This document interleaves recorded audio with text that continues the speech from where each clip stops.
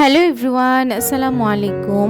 Welcome to my another blog. আজকে শুক্রবারে আমি পাবদা মাছ রান্না করেছিলাম, বাট সময়ের অভাবে ভিডিওটি এডিটিং করাও হয়নি আর আপনাদের সাথে শেয়ার করাও হয়নি। আজকে আমি পাবদা মাছগুলোকে ভেজে রান্না করব। আপনারা যারা আমার ভিডিওগুলো রেগুলার দেখেন তারা কিন্তু দেখেছিলেন যে গতবার আমি যখন পাবদা মাছ রান্না করেছিলাম ওইবার আমি ভেজে রান্না করিনি, যার কারণে আমার কাছে খেতে তেমন একটা ভালো লাগে। মাছগুলো ভাজা হয়ে গেলে আমি এখন এটাকে পেঁয়াজ দিয়ে ভুনা করব। প্রথমেই আমি পেঁয়াজটাকে ভালো মতো ভেজে নিচ্ছি, আর এইভাবে পেঁয়াজ ভুনা করে মাছ খেতে কিন্তু অনেক মজা লাগে। যারা যারা খেয়েছেন তারা কিন্তু অবশ্যই কমেন্ট করবেন আপনাদের কাছে কেমন লাগে।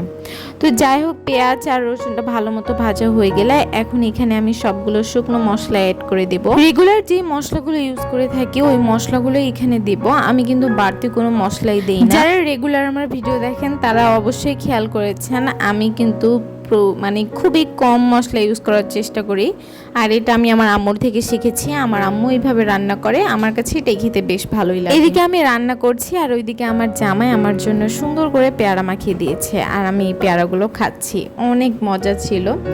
যাই হোক, আমার মশলা কষানো প্রায় শেষ। এখন আমি এখানে মাছগুলো অ্যাড করে দেব। মাছগুলোকে মশলার সাথে ভালো মতো মিশিয়ে নিয়ে এখানে ঝোলের পানি দিয়ে দিব।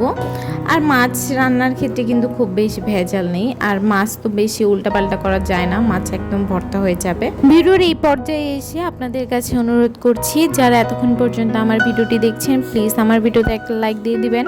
আর আপনাদের কাছে যদি আমার ভিডিওগুলো দেখতে ভালো লাগে, আমার আরও ভিডিও দেখতে চান, তাহলে চ্যানেলটি সাবস্ক্রাইব করে দিতে পারেন। পেজ থেকে দেখলে পেজটি ফলো দিতে পারেন। কথা বলতে বলতে আমার মাছ রান্না প্রায় শেষ। এই যে এখন আমি কিছু ভাজা মশলা দিয়ে দিব, আর মাছের সাথে আমি আজকে করেছিলাম ভেন্ডি আর আলু ভাজি।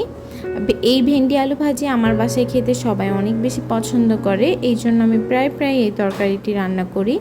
তো আজকের ভিডিও আপনাদের কাছে কেমন লাগলো অবশ্যই কমেন্ট করবেন।